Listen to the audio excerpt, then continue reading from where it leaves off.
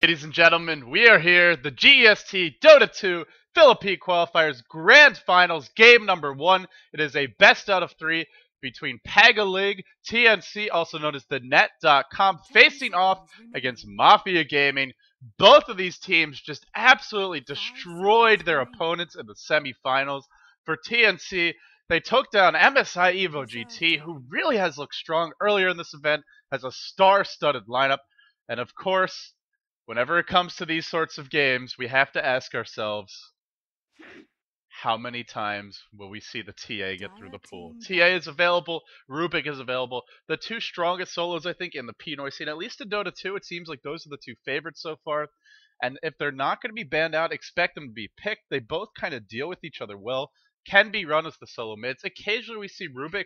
Normally in Dota 1, he's played as a tri-lane support, but in Dota 2, it seems the teams are favoring him more as a solo hero, and he is very strong at that, so at least one of them slips through here. If not both, I think you have to leave them both in the pool if you're TNC, because otherwise you give away one and you don't really get one back, and it just seems like they're doing more in these games than any other heroes. Now, there are ways to counter a hero like Templar Assassin. Batrider has probably been, I would say, the strongest counter in the new patch, in the new version.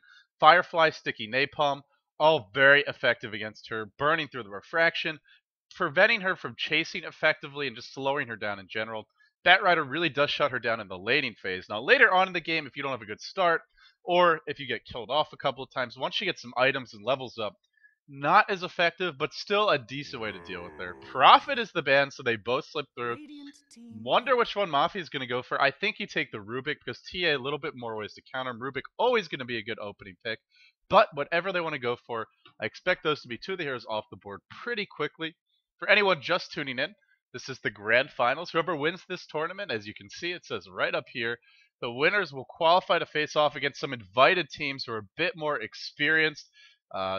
I actually don't remember offhand if they've announced the list of teams yet, but I expect teams like Orange might be invited to that sort of the veteran teams. Orange, maybe MUFC, perhaps the new Zenith remake, because they've had some adjustments to their roster, and it is in fact the Rubik that makes the first pick for this game. So this is just to qualify for what's sort of the main event. For the GST Dota 2. So this is sort of a sneak peek of things to come, but for me, probably going to be my favorite part of the entire event. Bold by TNC, as I do love myself some Pinoy, some Filipino Dota. Tidehunter is the reply, and I gotta say, this is rather bold. We have really seen Tidehunters in this tournament struggle to get Ravage off without being stolen by Rubik. It's something that I think since the International 2, people are realizing that Ravage is actually not as hard to steal as you think. You just need something like a Blink or a 4-staff on Rubik. Blink or 4-staff in, either just immediately try and steal it or telekinesis him up in the air and then do it, because while he's in the air, he cannot cast Anchor Smash, he cannot use another spell, and then it really negates the power of the Tidehunter. Lycan actually was banned by Mafia. That's something we should discuss as well. I'm not sure I really agree with this ban. Lycan cannot jungle effectively from level 1. He's very weak in the laning stage, especially against the kind of aggressive lineups that all these teams are running. I just feel it's very easily shut down, so it surprises me a bit that they would actually go ahead and ban that out. But yeah, it's one of these things where Lycan can be extremely aggravating in the mid game, and this is a hero we have not seen in this tournament so far. At least I haven't cast any games with it. TNC go for a Shadow Shaman, or Shadow Shaman, and they do so very early at that. I feel like if they wanted this hero, they could have picked him up later. I've not seen Mafia pick it. I don't think it's really a hero that many of these teams are going to be running. Is it going to be played as a support? That's now the question that I have. TA still in the pool, and I think it's a steal for Mafia to get it at this point. TNC, yes, they could pick up a Venomancer or maybe a Batrider. I think the Batrider would be the better choice. I feel if you pick the Veno here, it kind of limits what you can do with your lanes a bit. They don't really have a strong off-laning hero. Shadow Shaman, not the best solo mid, just pretty squishy, pretty easily ganked. Only really going to do well in a 1v1 matchup. Any sort of dual lane and he will be shut down, and cannot lane against TA either.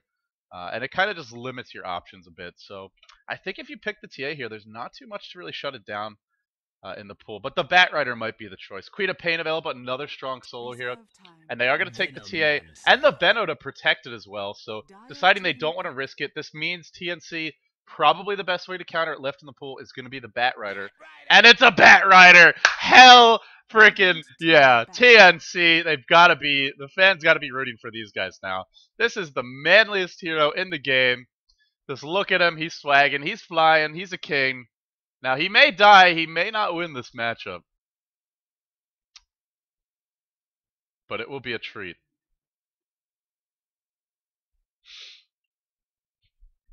Also pretty strong against heroes like Rubik as well as Venomancer. Fairly squishy, a great initiator, and look at the lockdown on this TNC lineup now. Shadow Shaman providing you 2 disables, the Hex as well as the Shackles. Now you have the Lasso from Bad as well. There you have a lot of nets. Just an all-net affair, really. And then Tidehunter, of course, with Ravage, Anchor Smash, and the Gush. Lots of ways to kind of kite around the TA. Lock her down. I feel this pick really gives them just another layer of disables and adds a lot to the lineup overall.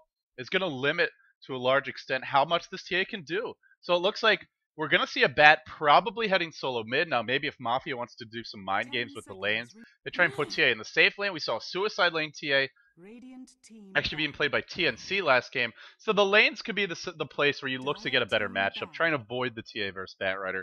Because 1v1, it's just not a matchup TA can win. Now the problem is if they end up matching up on the side lane, that goes even better for Batrider. TA can sort of sit back at her tower and avoid taking too much damage, but it's real easy to dive heroes when you're in the side lanes. Just more room to chase, more room to let that Firefly damage sort of amp up and keep on casting sticky napalm as you go.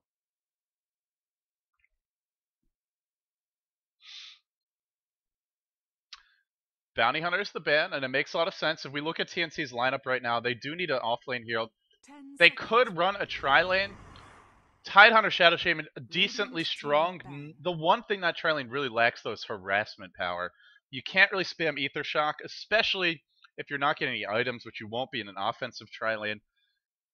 And Tidehunter, he's got Gush, he's got Anchor Smash, decent hero killing potential, but not good with trading blows. And then you look at Mafia, it's probably going to be a farming Rubik, but if it is a support Rubik, then Rubik Venomancer.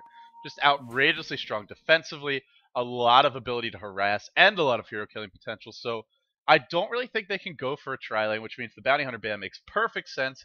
Enigma the ban out from TNC, realizing that right now Mafia probably looking to free up some experience for this team. Venomancer, one of the more level-dependent supports, we all know that.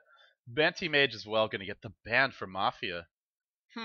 This interests me. Now, they could run a tri-lane with the Tidehunter, the Shadow Shaman, and then an Anti-Mage. Probably would be in the safe lane, then maybe an off-lane Batrider or solo mid. And then the Anti-Mage ban kind of makes sense because you can just pull a lot. He can farm safely at his tower, and then Shadow Shaman comes out of the jungle. Maybe you smoke, and then you look to get a kill or two with the Shackles, with the Gush as well.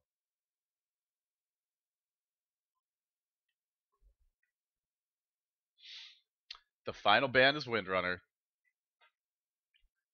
And now we move into the second stage of the draft, and I'm very curious what we're going to see. There are still some very strong heroes available.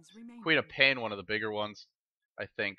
As it looks like at least TNC is going to need a solo here. Batrider probably going to be one of those, and then the other one still to be determined. Reserve time.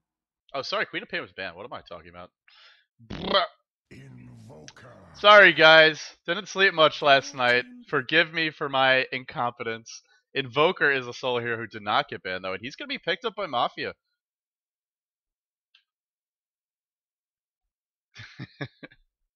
Oh, chat. Oh, chat, you're so kind, so generous. Yeah, but Invoker is the pick here, and that's going to be the other solo hero. This throws Rubik into a support role. And I guess it's a Rubik Venomancer offensive tri-lane. Probably Invoker versus Batrider is the matchup they want to get. He's going to fare better than TA will, that's for sure.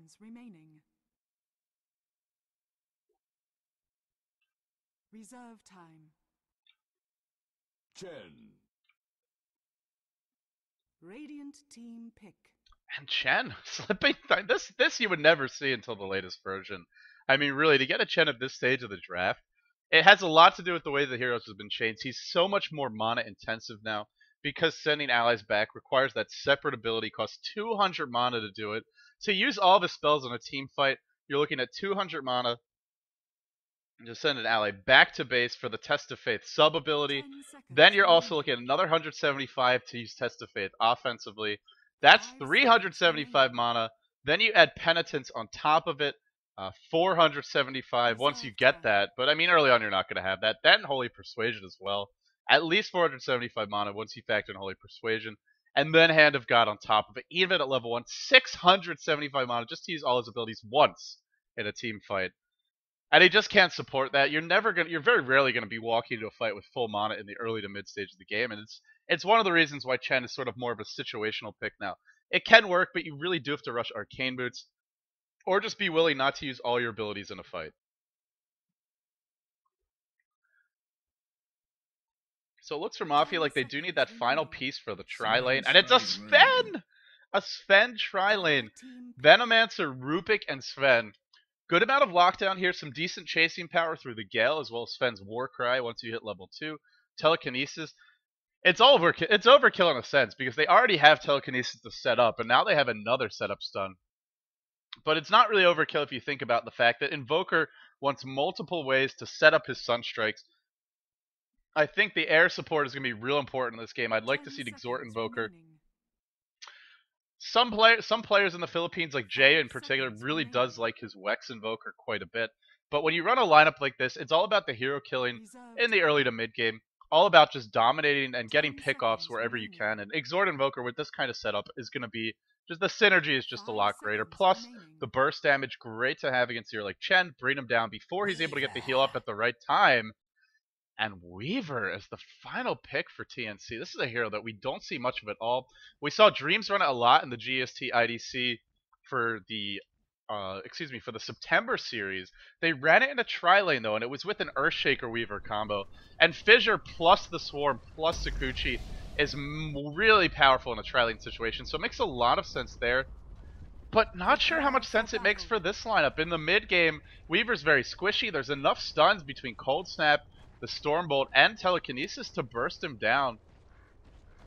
We'll talk more about the hero matchups in a moment, but let's introduce the players. Fox playing the Tidehunter, headed down to the offlane. He's going to be soloing the bottom lane. Weaver will be getting that safe lane farm. Cast handling the Chen, going to be probably defensive jungling. Jesse Vash going mid as the Batrider. Not sure if he's going to get the TA matchup. He is, because TA has started with the Magic Stick, so does plan to be laning against Batrider. Bonjour Lay, who was sensational on his TA last game, is not playing that hero this time around. He's playing the Weaver, and Cell, the hard support, has the Weaver's branch because Weaver has the Observer wards, so they traded items for the moment. They'll trade back soon enough. This is cute. Normally you just see an 30 inventory slot seconds left to open, battle. but he'll be playing that Shadow Shaman. Jave, who was also really impressive for Mafia, he's on the Invoker. Meanwhile, we have Neil Guapo going to be playing the Venomancer. Ming Z playing the Sven. Pac X on the Rubik. And finally, Nivek Zvek playing the TA. They expected an offlane Batrider. They're not going to get it. It started with the Magic Stick, The a small battle waste. begins. Not a big deal. Now, Invoker versus Batrider, definitely a safer matchup. If Batrider tries to dive you mid, you just cold snap him, and once you have level 2, once you have Invoke, which is around the time he's going to have Firefly as well as Sticky Napalm leveled, if he dives you, he'll die to the tower. Even with the buffs to his strength, you really can't dive the tower, but what you can do is just outfarm the Invoker and win the lane that way, using the Sticky Napalm to last hit your own creeps, as well as to limit his auto attacks. Invoker, especially in the early levels, he has a good attack animation, but his damage is not that high, so Batrider is going to have an easier time securing creeps, and then just harassing Invoker back, controlling the lane. Probably won't see any kills here. In the bottom lane, it's the Tidehunter up against the TA, supported by Rubik. Not the best lane for killing as a dual lane. Until TA gets 6, doesn't really have much lockdown, but they can do a lot of harassment, really keep Tidehunter out of the lane. You can already see at the very early stages, Batrider's already doing a lot to sort of slow down the Invoker's farm, hitting 3-0, pretty much getting every single creep. Bonjour Lay up top is also going to be fine, so we just have a lot of lanes where there's not going to be any kills. The one thing that could sort of mix things up is if the Chen looks to come top. Cell doing some de-warding for the moment. Trying to anyway. Does Neil have Sentry Wards? He does. It's a ward war. Which Sentry will die first? Oh, he's going to be able to... Both Sentries are going to die. in the end. But the Observer Ward gets picked off, which means now Chen has has a little more free to move around. Do they have any more observers? They don't, and Venomancer's out of mana. And this is dangerous, to run a dual lane, to be playing in the dark. This is where this is the preparation where Cass can then come in, look to set up a kill. Once maybe he'll wait until level 5, wait until he's 2 creeps, but even with 1 creep, he could probably look to do it. Because they do have that shackle, maybe wait until your Shadow Shaman hits level 2 or 3, get the nuke, at least 1 point in it, or get the second, put the second point in a voodoo for another disable. Either way, though, this is good preparation. And now they need Rubik up top. They don't feel safe without the vision. They're going to rotate him up. They also realize that TA can solo just fine against Tide, but they're not going to be doing pulling. So as far as experience goes, as far as leveling up goes, TNC will have the big edge unless Mafia can find kills. There's a smoke on Pack X, so let's see. Maybe they'll look to do a smoke gank. If they're able to D-ward properly... Oh, there was another D-ward. They D-warded the D-ward. Now they're going to go back again. So Sentry wards galore. These supports are going to be very poor, but also have a lot of vision, have a lot of comfort in their lanes. TA comfortably winning the bottom lane, 12-5. Really off to a good start. Mid lane, Batrider 10-1, Invoker 7-2. So the mid lane being won by Batrider, but not that overwhelmingly. He's doing a decent job here, but Invoker is still getting something. He's getting levels, he's getting farm. He's not really being pressured as much as you would like to see. It's just not an easy matchup, because Batrider's all about diving the tower, run on top of them with the Firefly, but that's where Cold Snap ruins you.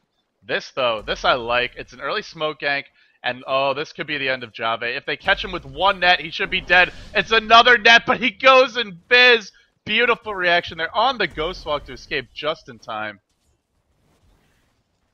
And they didn't have a Sentry Ward. It's such a shame, though. The only thing that's better than the no leg strat is the mass net strat, and we already have, we've already got the shackles coming out from the Shadow Shaman, the Firefly eventually, or the lasso coming out from the Batrider eventually. And then on top of it, oh, this is a big dive. He knows the Ghost Walk is down. He wants to go. Cold Snap gets invoked, though, and that means you can't dive any farther. You see, that's where Invoker really starts to take the big damage, but it's also where you got to back off, too. Checking the bottom rune, but very early. Maybe just trying to... Maybe they didn't see the 2-minute rune, although they have ward here, so not sure what that was about. Either way, not going to find a rune, so now 4 minutes in. Where is it going to spawn? It's going to be a haste turn. It's going to spawn bottom. Now with this, maybe Jesse Vash can get a first blood for his team. Maxi Sticky Napalm, he actually didn't opt to level up Firefly. Got a single point into Flame Break. I guess for the pushback ability. I believe it does push TA out of Meld, so that might be the thought process. But kind of odd to see this, honestly. I mean, normally you just level up Firefly for the extra damage. And he doesn't have the mana pool to support spamming all of his abilities like that. You should also notice the Invoker has a magic wand. The TA start with a magic stick. It's still decent against Anchor Smash, but it was really in case the Batrider came bottom. Just to give her that lane control early on. So a nice item pickup, and against a hero like Batrider, this is the best way to deal with them early on. So far, it's not looking too good for Mafia. I gotta say, they're running this offensive trialing. They're not really finding kills. They're also not stopping Weaver from farming. Level 5 on Bonjour Lay, 3rd highest farmer in the game. But this could be the opportunity they're looking for. Gale on the cast, pretty tanky. In comes the big bad bird, but here comes the Weaver as well. There's your first blood, straight onto the Rubik. Next in line should be this Venomancer. That's going to be a double kill for Weaver. No, the neutral snipes it! Oh, Neil Guapo, a big bailout for you, sir. Bonjour Lay is flummoxed. He's not too happy about that one.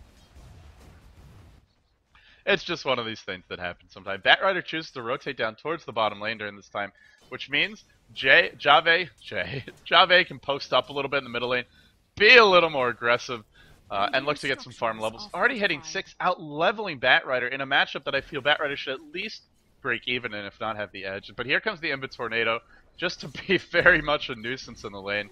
It also should be pointed out that TNC now has Ravage online.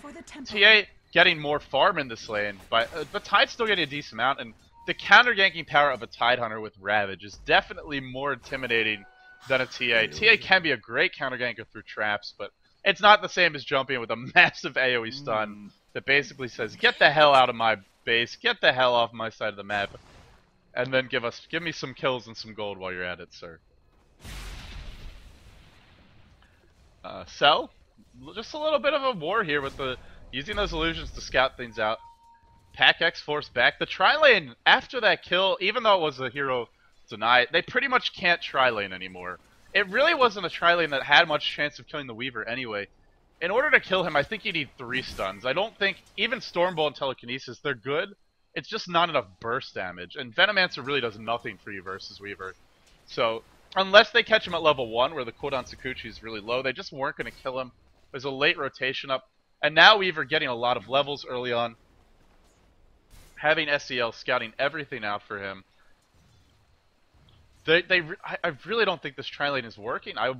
Honestly, they probably would have been better off. Oh, this could be a big backstab from Jesse Vash. How long does he have on this Firefly? Quite a bit. Pushing TA back in. And now pulling her into the lasso, into the flames, and then more sticky napalm. But Refraction comes back online, and I think he might have used the Firefly too early. Going for that backstab, he did. He's not going to get the kill. Bonjourlay still farming up top. Thought there was some action there, but not. Now Fox comes in. Even if they're able to kill TA, blowing a Ravage on her, probably not going to be worth it.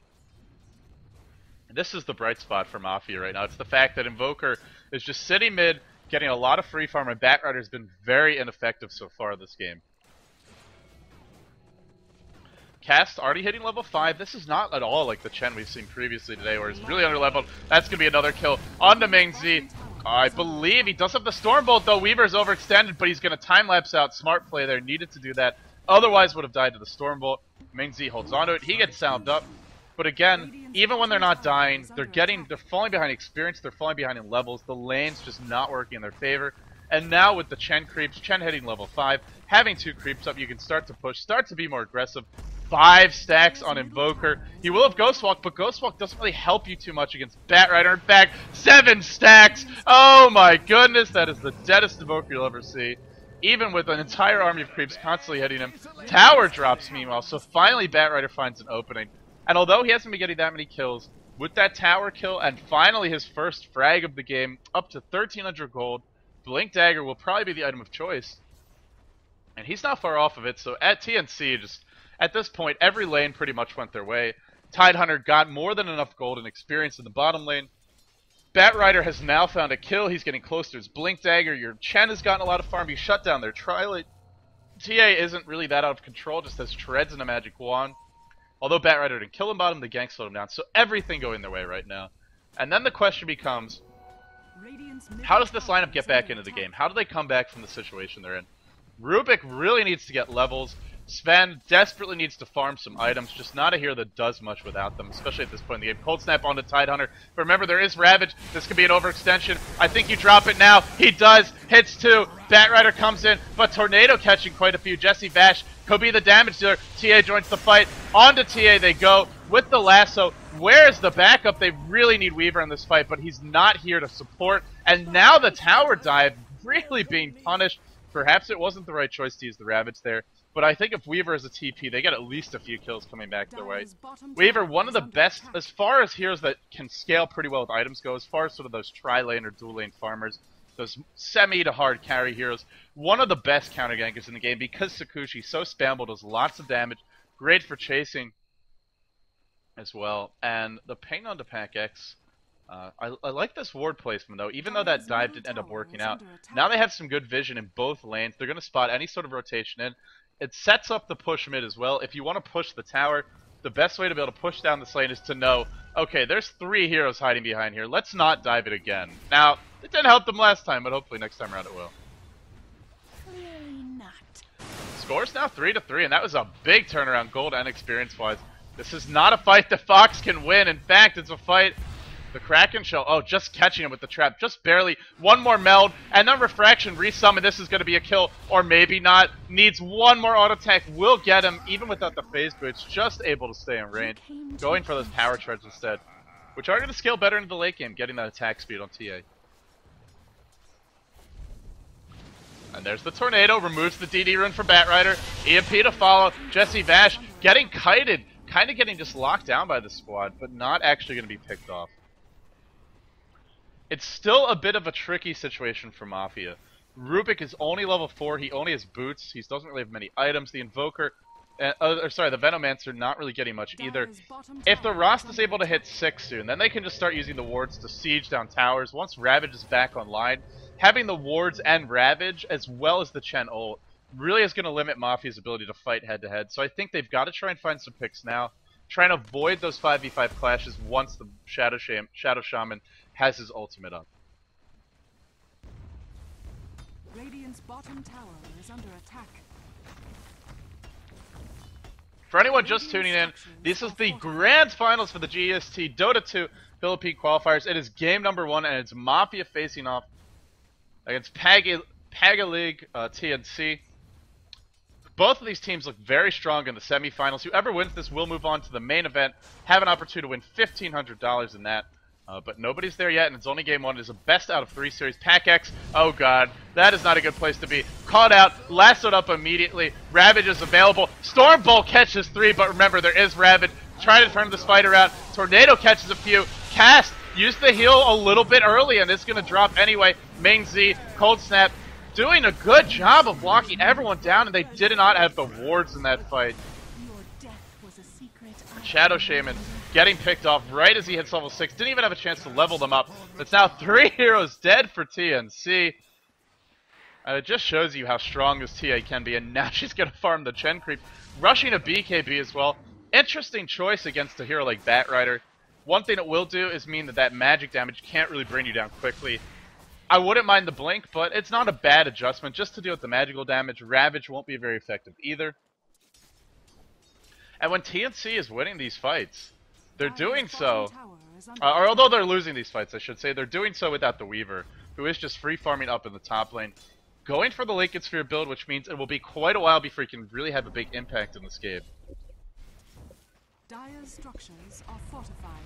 Tower's probably going to fall bottom. Will there be a deny? I think SEL wants to attempt it. TPN, he's got backup, but maybe not in time. Fox, oh, he's in a lot of trouble. Cell, gotta shackle him. He gets him. Anchor Smash, not enough. This could be a turnaround on 2. But there's your Urn Charger. More importantly, the wards, and the Vex is going to die for that. But forcing out the wards away from the tower, not a bad trade. Finally, Bonjour shows up to a fight. That's not going to matter. Stormbolt on 2. This will still be a kill. Main Z cannot escape from this. The Bug trying to be killed off. Can he escape? No, he can't. Okay, there you go. Now, dodging out of the EMP, Bonjour, nice little play by him. Cass continuing to farm up in the jungle. This time not joining his team for the fight. You know, the other thing that really is unfortunate for TNC is Batrider had 1,400 gold. He was getting very close to a blink. He went back for Urn, which is okay. But these deaths in the past few fights have really hurt him. Pushing him back into the flames, but not having detection. So Invoker will be fine.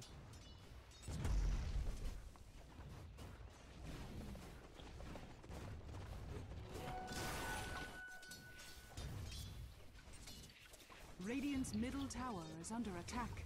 Chen gonna start siege out mid. Level 7 now, has a full creep army. Fade Bolt, so good at slowing down this push. Look at the damage, 52 minus 13 on all of these creeps. And now feeding a Centaur, a bit of miss micro there. The army is temporarily going to be reduced, a little bit unfortunate.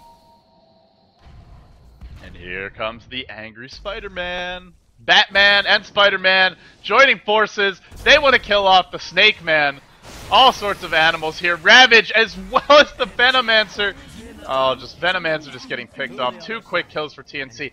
Finally fighting as a 5-man squad. And I think we're seeing when this team groups up, Mafia just can't fight it. Even if EMP is there, even if Tornado is there, I just don't think it matters. When you have that many big AoE abilities up, and that was without the Shadow Shaman wards, good luck trying to live through that. Earn to keep them alive, sustain that push, and now they're going to be able to march right onto the tier 1 mid.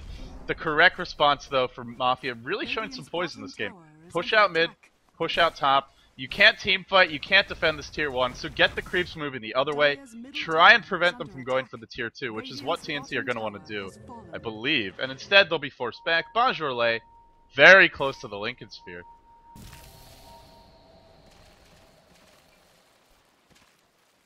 In this game, it's actually a pretty good item pickup. There's Stormbolt, there's Telekinesis, Fade Bolt, that's 3, and then Invoker's got Cold Snap.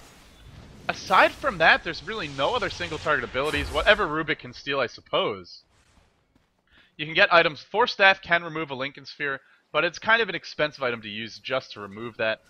Lincoln Sphere doesn't have that long of a cooldown before it refreshes, and during that time, they're not using those abilities on other heroes. So in that sense, I think it's a pretty good game to get it.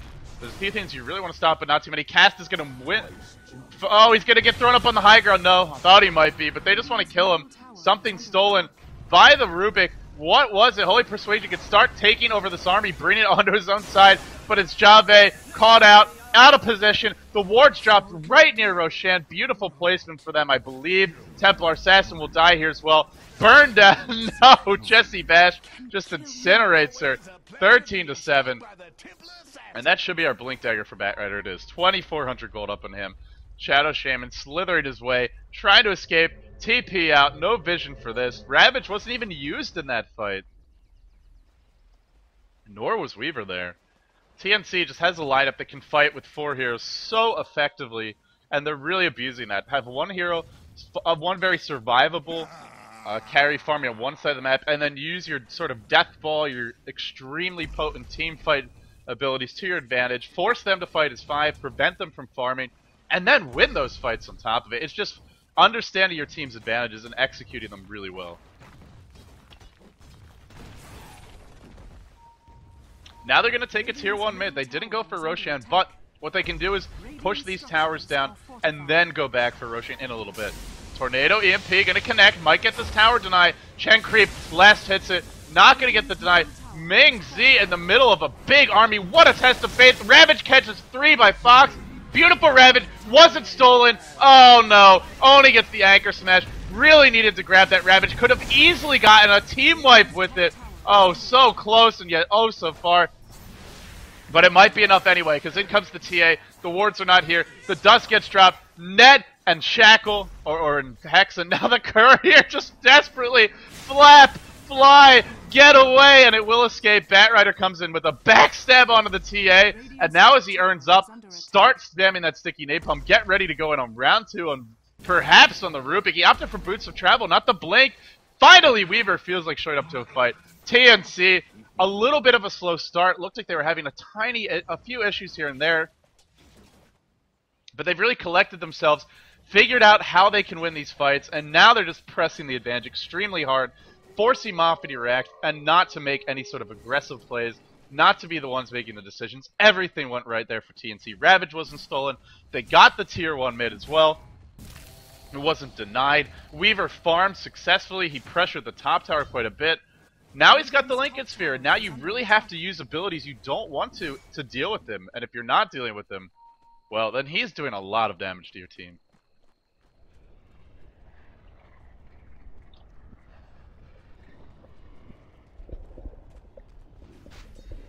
So now TNC, after a pretty strong fight, knocking down the tier 1, getting the map control. You'll notice they're not just rushing in the dark. They have wards here. They have wards over here, as well as this ward.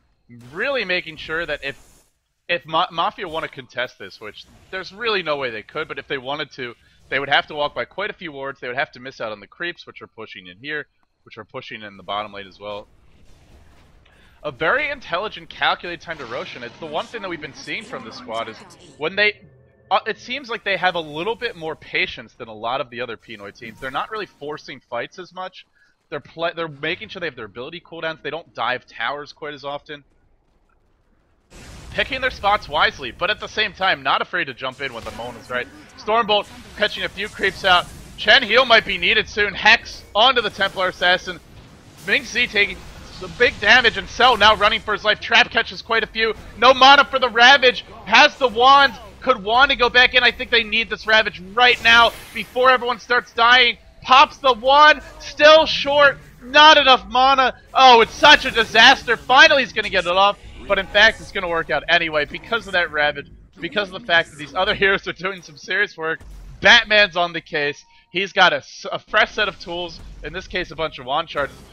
Look at the damage if he just pops Firefly. 7 stacks on a Ghost Walked Invoker. Look how slowly he moves. He's moving at 70 MS. And no, the Flame Break. Oh, Jesse Vash almost had that one. Barely able to escape.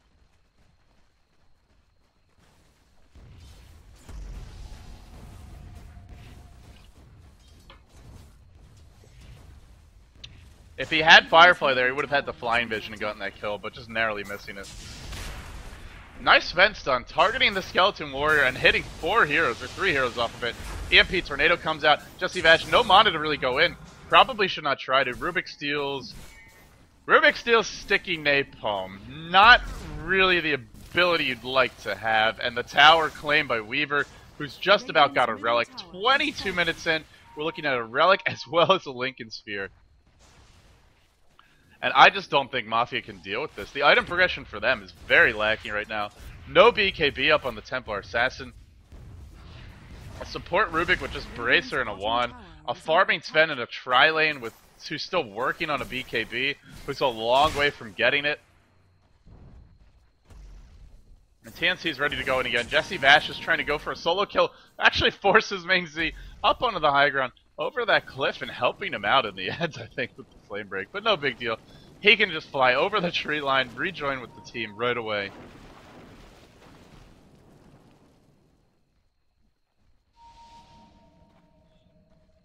Oh, do they have any sentry wards? And then the wards come out, and that TA is actually going to get this kill and be okay. Ward stolen, dropped by Rubik. It's ward wars, but more importantly, perhaps there is a very angry Weaver in the middle of this fight. The courier's delivering the relic in the middle of 5 heroes, deep behind enemy lines, an airdrop, and then gets away as well. Great play. And look at this Firefly, or look at this Batrider play.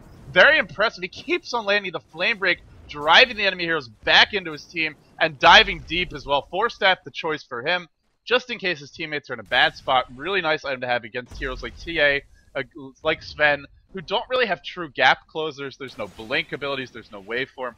Very reliant on their chasing power.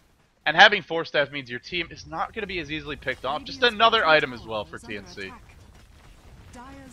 They have the 4-staff, they just don't have the Radiance, they have the Lincoln Sphere, they've got the Urn, the Pipe up on the Tide, multiple pairs of Arcane Boots, and Shadow Shaman, even getting some decent support utility items of his own. Now remember, this Aegis has a much shorter expiration than it used to. It's going to expire when there's been 6 minutes, which I guess is right about here. So in about 3 minutes or so, we're going to see the Aegis expire. Let's see if TNC tries to force an issue.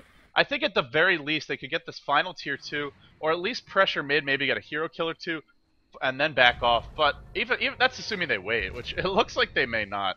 Traps the scout out cell, moving through the enemy jungle, and then a very aggressive ward. I love this ward placement. I don't like the situation where he placed it in, and he's gonna pay for that. Nice ability to steal. It's the Ether Shock, but in comes Bonjourlay. Head full of steam, or at least scarabs. Not gonna find a kill. But you can see just 1 or 2 auto attacks, and these squishy underleveled supports just get absolutely butchered.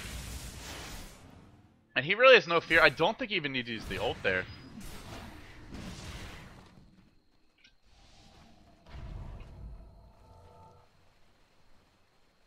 Now they're gonna group up top. I really like this choice. You have a DD on your Weaver. He's getting very close to the Radiance. You know the Aegis is going to go down soon, so force a few things. Get even more of an advantage. Don't sit back and just farm. Continue to be aggressive. And, well, there's your trap. EMP Tornado comes in, but the net onto Nivexa back, and Jesse Bash once again wants to focus him. Couldn't drop the Firefly Ravage as well, but not enough because the BKB is there in TA. Weaver in the middle of the fight with the DD rune. They gotta focus this Weaver. They can't focus him though. All the abilities that are single target, just not enough of them. And in the end, Rubik and Venomancer, the 2 lone survivors, couldn't get the lasso off in that fight at first. The cold snap just really preventing him from doing that, but it worked out okay in the end. Looks like TNC is poised to take game 1. I'm really not sure at this point what Mafia can do to stop this. They already used the Nova. Ether Shock's not enough. Maybe you can steal the wards from the Shadow Shaman. That could potentially slow things down for a couple of seconds, but that's really about it. And well, Ninja Batrider flew up through the trees, now diving towards the fountain, but there's a tornado as well as a Stormbolt to drive him back, force him to retreat for the moment. EMP gets dropped. The damage is already done though. The tier 3 is dead. The melee racks as well, and then the range racks to follow. Are they gonna force a fight? There isn't a Ravage. but even so, it was probably not a good idea. And in fact, look at how hard he is to bring down. You use one of your few disables on him, and then even though you hit him with another, it's just not enough. You need to be able to stack them up, and you can't. It's one of these games where Lincoln's actually makes a lot of sense. I'm the first person to say I feel Lincoln's is overvalued, especially by a lot of the Pinoy teams, but against this lineup, it really was a great item choice. Allowed him to be very aggressive in team fights, and hell, it helps that he had it at 18 minutes too, right? There's no Hex on the Invoker, there's no Yule Scepter. There weren't that many things to deal with it, but it's also just against these heroes it really works. Anyway, Tornado comes in onto Jesse Vash. Not gonna find him. Still wants to give chase.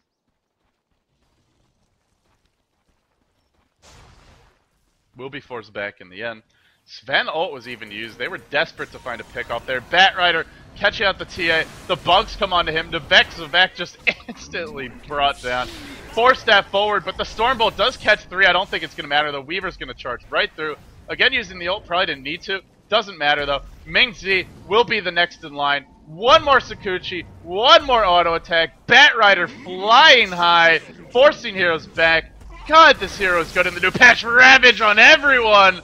3 heroes, the last in line. This is a good time to GG. Haha, indeed. A little bit of profanity as well from Jave, who can't blame him if he's frustrated. It's been a tough game, to say the least. But looks like they're just having a little bit of fun. Some good-natured trash talk from the players.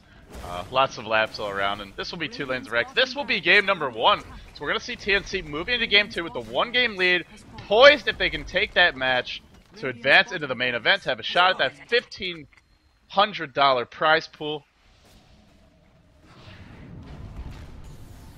Sell. Oh no. Well, that's a hero they can still kill, I'll tell you, man. This, however, is a very sad TA. No, I don't want to be there, she says, and then she's there, and she's dead. That's the... Batrider is really a kidnapper, you know? Like, this guy, he just comes into your house and he drags you away from your loved ones straight into hell. I mean, you got this disgusting bug creature attacking you. You're burning. There's the bug creature shoots more nasty little critters that start squirming and biting and chopping away at you. It's just not very much fun. I gotta say, Batrider, rather grotesque creature. Rather evil being, if you really think about it, but pretty badass at that.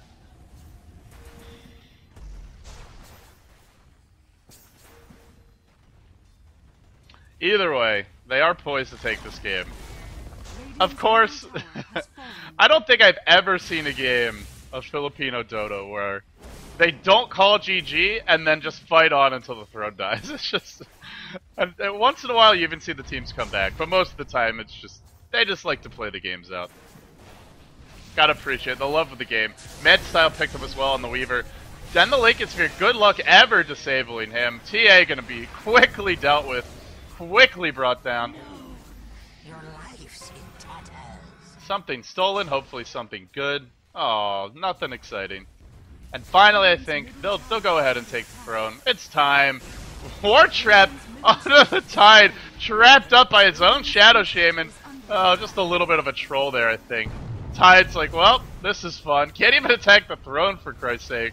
Pack X will survive, I believe, for the moment. The bugs come back, and Jave will not be so lucky. Probably going to see some more profanity from him. With one more Sakuchi in. Tide finally blinks in. Ravage 4-step into the fountain, most likely to his own demise. Yep, he'll fall down as well. In and out, Bonjour Legos. Couple more auto attacks. And well, I guess Cast feels that Chen is still a viable pick. It certainly was this game. 10-0 and 12, your final score for that Weaver. Really impressive play.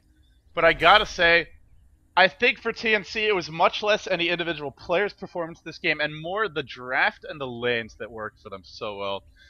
Especially the fact that on that bottom lane, Tidehunter got level 6 unopposed, the Shadow Shaman was pulling safely, Chen was getting a lot of levels. When you run an offensive tri-link Mafia, did you really have to get kills early and you have to shut down either the jungler or the pulling support? If you don't kill either off, you just don't really have much of a shot. But anyway, ladies and gentlemen, that does it for game number 1. You're watching the GEST Dota 2 Philippines qualifiers. Game 2 is coming up soon. TNC leads this one 1-0. Can they take it in a clean 2-0 sweep, or will Mafia force a game 3? We'll find out soon.